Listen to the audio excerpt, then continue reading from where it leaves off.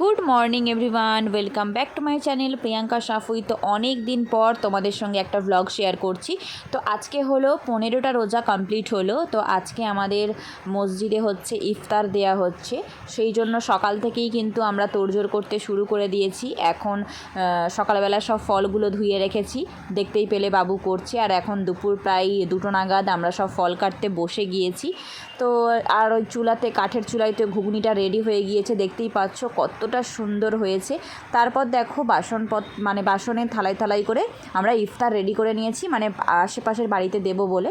তারপর বাড়িতে তো দেওয়া হয়ে গেছে। আর এই যে জিনিসগুলো দেখতে পাচ্ছি, এগুলো কিন্তু সবটাই চলে যাবে মসজিদে, কারণ মসজিদে তো অনেক লোকজন। তারপর দেখো আমরা ঘরেতেও হচ্ছে মামা, তারপর হচ্ছে অনেকে মামার মানে যারা আর কি সবাই এসছে।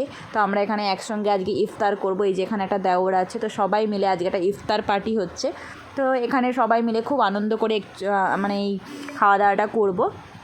এই যে দেখতে পাচ্ছ, মানে ইফতার আমাদের শুরু হয়ে গিয়েছে, ফল খাওয়া হয়ে গিয়েলো। তারপর হচ্ছে নামাজ পড়ে এসে হচ্ছে আমরা এখানটাতে মুড়ি খাওয়া হবে এবার।